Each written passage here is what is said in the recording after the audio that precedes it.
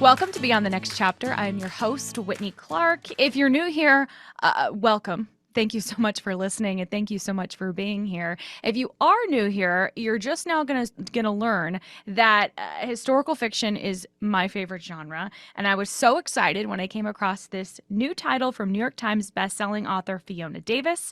She's joining us today to talk about her new book, The Stolen Queen. She's known for her historical fiction novels that are set in iconic New York buildings, and this one takes us all over the world from the Met to Egypt. She's written 8 novels and has articles in publications like the Wall Street Journal and the Oprah magazine. So Fiona, welcome. Thank you so much for being here. Thank you for having me, Whitney. I'm pleased to be here. I just loved this book so much. I have a special place in my heart for historical fiction. So tell our dear readers what they can expect in your new book. Sure. So it takes place at the Met Museum in Manhattan. And part of it's from 1978 from the point of view of a very serious, very educated curator named Charlotte, who works with the Egyptian art collection. And she is unwillingly teamed up with a 19-year-old overeager assistant, basically her opposite, who's an assistant to the Met Gala, in order to try and track down a stolen artifact that they're both very personally invested in. And part of it takes place in Egypt in the 1930s when Charlotte was a young woman. And it's about mothers and daughters, female friendship. There are lots of hidden secrets. There's a deadly curse, of course. And I like to say it's a mix of glamour and mummies. Oh, glamour and mummies. I love that. That's not something you always get in historical fiction. What was your inspiration for this? How did you come up with this idea? Yeah, all of my books are set in iconic New York City buildings, and I mine them for their history and then create a fictional story that I layer over what really happened. And so for this one, I thought about using the Met as a location for a long time, but it's so intimidating. It's enormous. There's 18 or 19 different departments, and I didn't know my way in until I read this article in the New York Times about the 2018 Met Gala. And Kim Kardashian went, of course, and she wore a glittery gold, super tight gown. It was incredible. And at one point, she stood next to this gold sarcophagus that was glittery as well, that the Met had just bought the year before for $4 million. And the photo went viral because it was very cool, to the point that the Jordanian smuggler who'd stolen the sarcophagus complained to an undercover informant that he'd never gotten paid. That got back to the Manhattan DA's office that has a whole unit on stolen art. And they did some looking into the paperwork and found that the export license had been falsified. And so in the end, the Met had to give back the sarcophagus. Wow. And I thought that was such a wild mix of pop culture and ancient art. And so by doing the Egyptian wing as well as the Met Gala, I would compare and contrast those two and use that to find my way in. Wow. And I loved how, I mean, so many of us are familiar with the Met Gala, but a lot of people might not be aware about how long this has been a tradition. Yeah, I was surprised too. It started in 1949. Tickets were $50 at that point, and it was held in kind of a hotel. It was a women's luncheon. And then Deanna Vreeland got involved, and she was this ex-Vogue editor. She was very stylish, a tornado of a woman, you might say. And she came in and she invited Mick Jagger and, Lauren Bacall and Diana Ross, and it became what's known as the Party of the Year, which is, of course, what it is now. And, she'd hold these huge parties at the Temple of Dender, which is a beautiful room in the Met, and basically turn it into a nightclub. And to show how things have changed, in 1949, it was $50 a ticket. Today, it's $75,000 per ticket. I actually didn't even know that was. I kind of thought that celebrities just went. I did not. Well, you have to be invited, right? Yeah, you have to be invited. And I think they probably get comped. Yeah. My guess. But for the rest of us, yeah. I'll just start saving, I suppose, $700,000 more than that. Wow.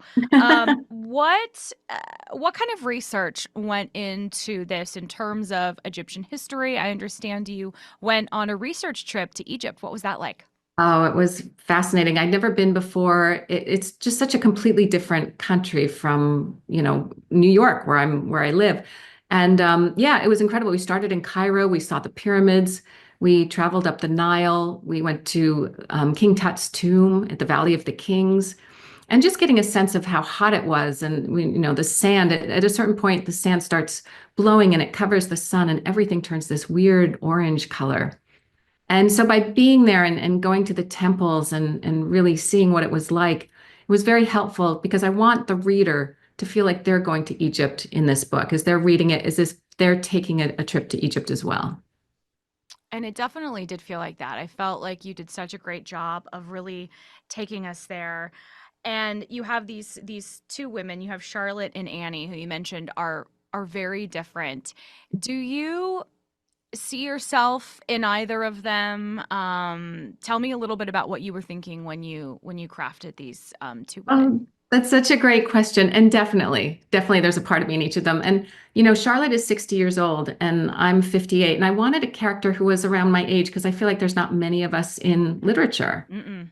They I tend would, to be much younger yeah. or really old and crusty, and kind of. And I thought, let's do it. Let's do a 60-year-old. And so in that way, she's like me. I think, at a certain point, as you age, you almost become invisible. And I know people have talked about that. And she feels very invisible. She does all the work at the Met. She gets none of the glory. Her boss, who's a man, takes all the credit for all the work she does.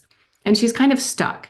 And then Annie is interesting because she's 19 years old. She has to learn to stand on her own 2 feet. She doesn't know what it is to be a woman in the world, and she's looking for mentors to show her how to exist in the world. And I remember coming to New York in my 20s, early 20s, and feeling that way of, okay, how does the world work? Where is my place in it? And I think Annie's journey is very much connected to that. Mhm. And Annie sort of ends up having a couple of mentors. There was a conversation between her and Mrs. H, while not giving too much away, about needing to kind of just wake up and sort of start over and figure out what you want to do. You're young, don't stress out about it too much. Did you ever have a mentor in your real life similar to who she had? Oh, that's such an interesting question. I think I had a lot of women friends who were a little older who I could look to say, okay, that's how they're managing, so that's what I'll do as well. And I first came to New York as an actress, and so that's a world where you really feel like you're a fish out of water. And it's not easy, but by falling in with a theater company here in New York and having women friends who are 10 or 15 years older and, have found their way, that I would say those were the ones who really helped me. How important is it for you to portray female friendships, female relationships in books? As you mentioned, you have a mother daughter storyline in here as well. Yeah, I had avoided mother-daughter for a long time in my books. The children might be periphery because I don't have kids. And so I just didn't feel ready to do that. And it wasn't until my father died a couple years ago, and my mom and I, we were always close, but of course you get closer under those circumstances. And that's when I thought, oh, now's the time to write about mothers and daughters. And so that's a big part of this book, as are female friendships. I like to call this book a mix of Thelma and Louise meets Indiana Jones meets The Devil Wears Prada. You know, it's so funny because all of that makes total sense to me, especially The Devil Wears Prada, because you have Diana Vreeland, who is so, as you mentioned, this character, this fashionista who, has everybody has their little quirks, but I thought she was a really endearing character for the most part, despite her kind of like going all over the place sometimes. Yeah, I love her. And a lot of what she says in the book is based on what she actually said. She would say things like, the best thing about London is Paris. And it would make everybody just stop for a minute and think, wait, what? And so a lot of what she says is in the book. And I love the idea that she just is beholden to no one. She does what she wants. She has a sense of fashion and a sense of what this exhibit should be. And she's going to make that happen no matter what. Hmm. I definitely love that. How did you learn about the real woman for this? Yeah, so I kind of did a deep dive. I knew she'd been special consultant to the Met at that point. She took over in the 70s. And, I learned interesting things like she was born in France and her mother would tell her that she was ugly.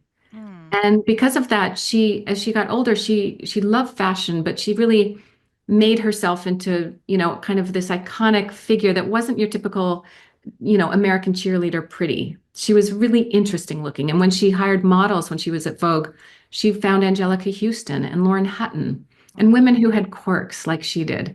And so the more I learned about her, the more I thought, often I'll have a fictional character, but I thought I can't do a fictional character of Diana Vreeland because no one would believe it. This is what she was like, and it was just so much fun to write her. Yeah. Let's talk about the actual Met. I've never been to the Met. Obviously, I've read about it, I've heard about it. What about it to you is so special? Yeah, it's incredible how much they have. They have 1.5 million objects of artifacts and everything from armor to musical instruments to furniture to artwork to mummies. And but only 6% gets shown at any one time. And so there's this whole hidden storage area where all of these things are living and never really see the light of day, many of them. And I just love that you can get lost in any room there. And you can spend, a couple hours in each section. You could never do it in a day.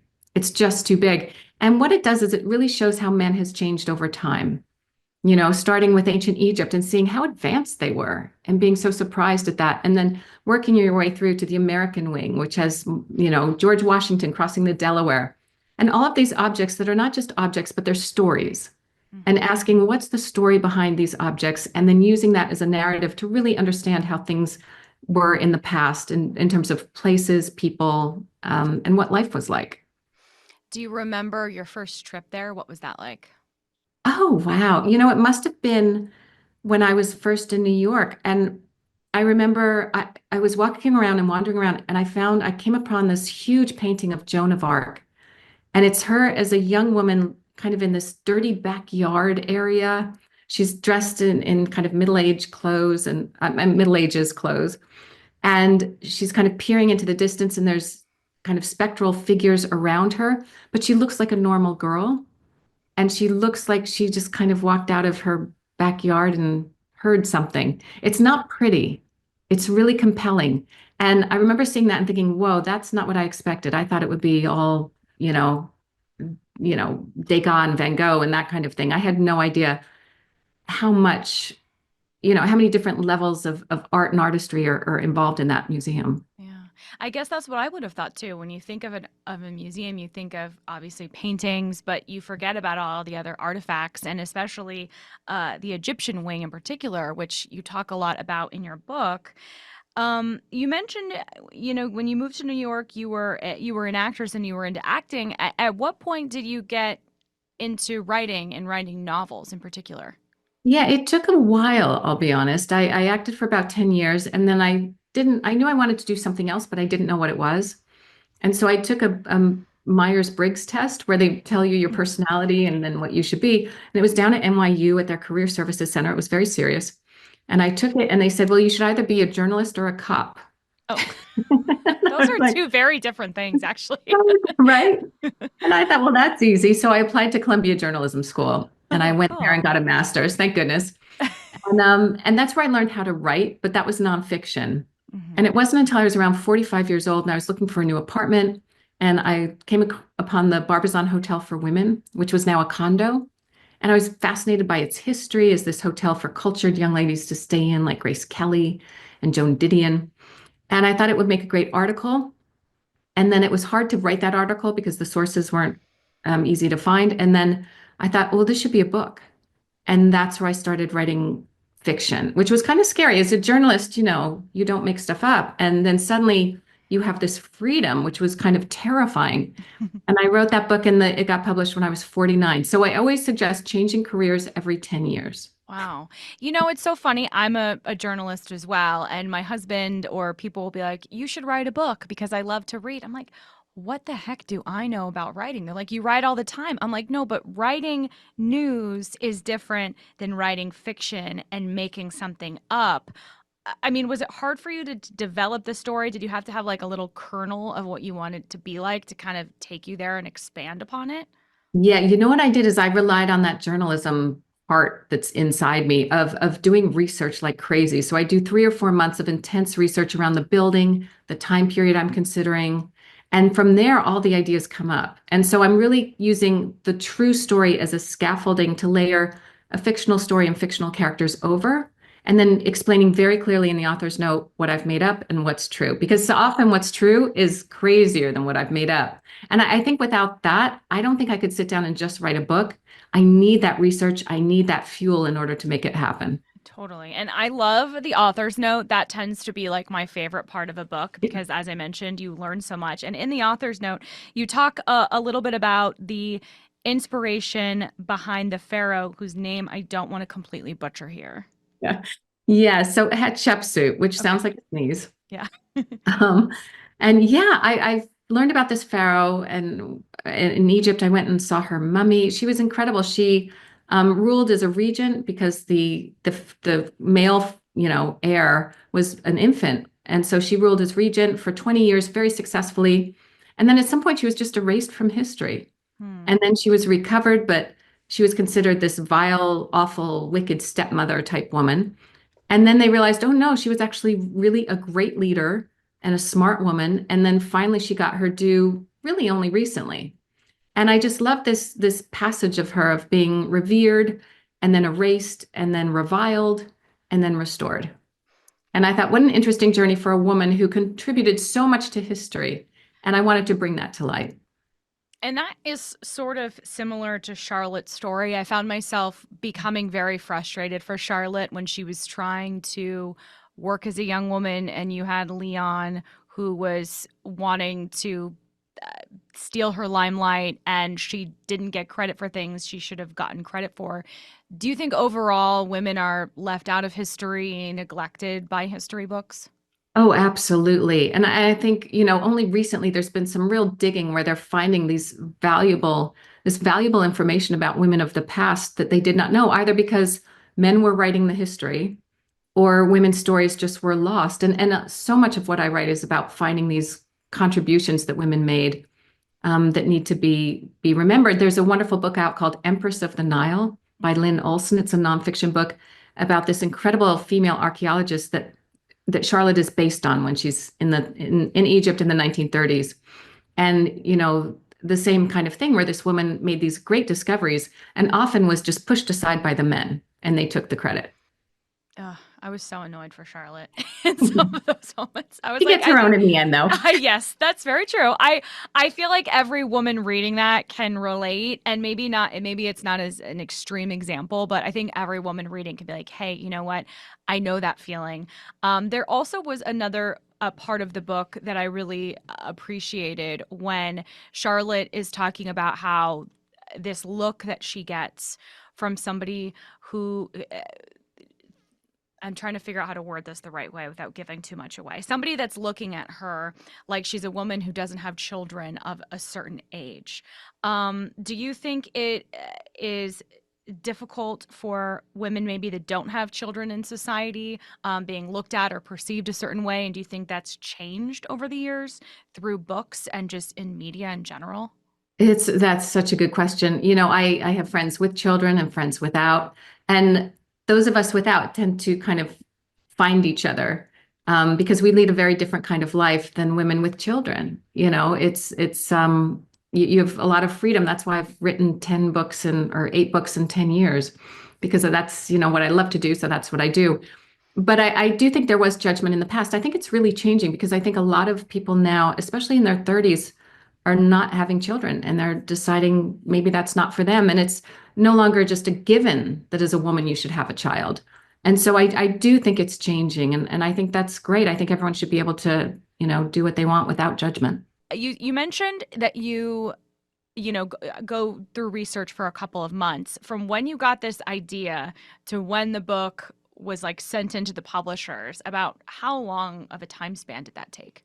That's about a year and a half. Okay. And so I usually do about 3 or 4 months of intense research of just interviewing, everybody I could who worked at the Met, from docents to curators to, art handlers and technicians. And that's where I get the story from. And then I get the sense of the characters and what the plot might be. And I do plot it out pretty carefully. I know what the twists will be. I know what I want the ending to be. I love the idea of a mystery that drives the story forward. So Hmm.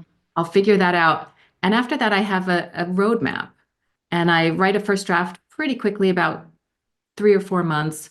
And then I do about 10 revisions onto that of layering it on, making characters more complex, making sure the plot makes sense, and getting it to other readers so I can get a sense of what I'm missing. Because you can't know. As you know, you need a good editor Hmm. because you can't see the forest for the trees when you're writing in the middle of a story like that. Yeah. And I see behind you, are you in some sort of like office? Like, do you have a space that you reserve for writing, or do you kind of just do it anywhere and everywhere? No, because it's historical fiction, I have a lot of research books piled around me. And so it's hard to go to a coffee shop or somewhere and do it. So I have a dedicated office here in my apartment in New York City, and I shut the door and off I go. Yeah. What sorts of books do you like reading? Were there any authors that inspired you when you first got started on your own writing journey? Well, you have one on your desk right now that I can Oh. see, Kate Quinn. Oh yeah. Oh my gosh, she's great. Yes, I She is loved this book so much. It's so good. Her book, The Rose Code, is I think just one of the seminal books in publishing. She's one of the nicest people. She's wonderful and kind and very generous, and her books are so good. So yeah, definitely her. Beatrice Williams is another one. Linda Cohen Leugman writes beautiful kind of magical realism stories with wonderful characters. Yeah, I love Geraldine Brooks. I think is one of the Mm-hmm. is fantastic. Edith Wharton in terms of old New York, and someone who can just describe a character in a way that is brilliant, that you understand exactly what she's talking about. So yeah, those are some of my faves, I'd say. And I do tend to read a lot of historical fiction, but when I can't, I love, like I see you have Liz Wood's Oh book. yes, I loved that. That was one of my favorite books last year. It was so good. And her Long Bright River, which is the book before this, is Yeah. also so good. Yeah. I just also realized I have Geraldine Brooks's book here. So We are very similar. I have Horse. I actually interviewed her last year in person, which was kind of cool. She came into town for an event, and I got to see her, and I got to see her at another event a year before. So we end up getting some great authors coming into town in Phoenix for different conferences and stuff. Yeah. So yeah, there's so much great work out there, and I don't know if you feel the same way, but I think one of the reasons why I end up being a huge fan of historical fiction is because it always gives women the stories that they weren't able to tell, or that got forgotten about in history, and you learn things that you didn't know about women in particular. And I love books about female friendships, and all of the new ones that I've read have been so good about that. Yeah, I think there's a real, need for that for people to bond and connect with each other these days. And I agree. I think Phoenix is a great town. You have some wonderful bookstores. Poison Pen Yes. Bookstore is Yes. fantastic. Yeah. How many times have you been here? I've been there, I think once for a book event, but I've been there in the past. I've gone to Tucson. In fact, when I was an actress, Oh, I worked in Tucson and Phoenix at the theater there. oh, Um, cool. yeah, we brought a show there, a Edward Albee play, which was wonderful. And I had a great time. I love Arizona. I lived in Tucson for like 5 years before I moved here, so I love Tucson. It's such a great little place. Tucson and Phoenix are very different, but I've loved both. But yeah, Poison Pen is great. Changing Hands is great. So we have a lot of really great independent bookstores. And the Tucson Festival of Books, which Oh, is yes, and that's great. coming up. I know that's coming up, which is so exciting. I'm going to do a podcast episode about it. I don't know if I'll be able to get down there, but hopefully, because it's such a cool event, and they get like really great authors and like hundreds of thousands of people, which is exciting to see people excited about books. Oh, it's a great environment. I'm not going this year, but I've gone in the past a couple times, and it's phenomenal. Yeah. So, did you enjoy reading when you were a kid? When you were growing up? Yeah, I loved, the Little House on the Prairie books. Absolutely Yes. loved them. Read them many times. I loved Agatha Christie. Mm-hmm. I love that mystery element and Nancy Drew, anything like that, I was very drawn to. But I didn't imagine writing. I remember writing an essay on the apple at third grade, and I just thought, why would anyone what is this about? This is awful. So I came to that later, but I love to read and always have, and come from a real reading family. I love that. And it is something I feel like if it's a habit you learn when you're young, it sticks with you as an adult. And it's funny because I love Little House on the Prairie and I love Nancy Drew. So I don't know why I'm surprised that I like thrillers and mysteries and historical fiction, because that's like always what I've been reading my whole life, just Oh in a kid yeah. form. Yep, exactly. Same here. Yeah. Exactly. Is there anything else you want readers to know about the Stolen Queen? Ooh. Um, we've summed it up so it was pretty we've gone through in depth a lot of what I wrote and why I wrote it. I mean, one of the things that it does deal with is the repatriation of stolen art. Hmm. And where does art that was taken from another country belong? Once it hits the British Museum or the Met, and all the museums are grappling with that question.